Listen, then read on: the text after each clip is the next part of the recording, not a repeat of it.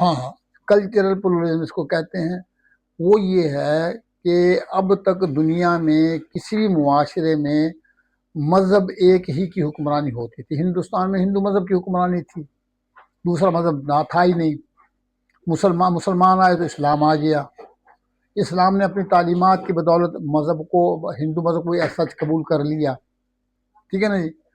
تو اب وہ یہ کہتے ہیں، انہیں جو مسئلہ ہے درپیش وہ یہ ہے کہ یورپ میں جو قوم بھی آتی، جو لوگ بھی آتے ہیں، وہ یورپ کے معاشرے میں ضم ہو جاتے ہیں۔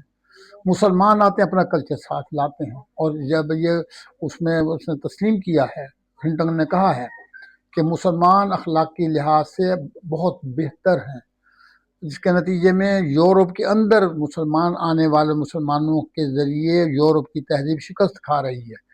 اب وہ کہتے ہیں، اس کو کہتے ہیں وہ سماجی تکثیریت، کلچرل پلورلزم، کہ اب یورپ میں ایک ہی علاقہ ہے، اس میں 5 7 10 20 مذہب اکٹھے ہو جاتے ہیں، ان میں وہ تہذیبی وحدت پیدا نہیں ہوتی۔ اس تہذیبی وحدت پیدا نہ ہونے کی وجہ اسلام اور مسلمان ہیں۔ اور آپ یہ دیکھیں، ایک وقت آئے گا لوگ اپنے یورپ میں سے مسلمانوں کو ڈنڈے مار کے نکالا جائے گا، اسی تہذیبی یہ جو 9/11 کا واقعہ ہوا تو یہ بھی اس کا بھی دست پس منظر یہی تھا، ٹھیک ہے نا۔ لیکن وہ الو کے پٹے یہ نہیں سوچتے کہ کلچرل پلورلزم کا حل مسلمانوں کے پاس ہے، اور وہ یہ ہے کہ رسول اللہ صلی اللہ علیہ وسلم نے جو مدینے کی سوسائٹی قائم کی تھی، وہ تو تھی ہی کلچرل پلورلزم کی بنیاد پر۔ یہودی بھی موجود، عیسائی موجود، فلاں سب منافق موجود، سب کچھ موجود، اور کسی کو کسی دوسرے پر کوئی قانونی فوقیت بھی حاصل نہیں ہے۔ یہ ہے سماجی تکثیریت۔ تو رسول اللہ صلی اللہ علیہ وسلم نے 14 سال پہ سماجی تکثیریت پر مبنی ایک معاشرہ قائم کر کے دکھا دیا، ان کو توفیق نہیں ہو رہی۔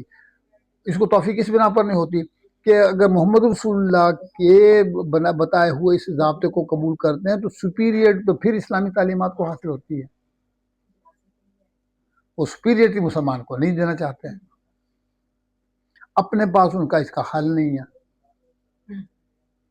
یہ صورتحال جو بنی ہے اس کو، اور یہی وجہ ہے کہ آج کل جتنی بھی کتابیں لکھی جا رہی ہیں اس میں کلچرل پلورلزم بار بار ڈسکس ہو رہا ہے۔ سر یہ فوٹو کاپی کرا کے مجھے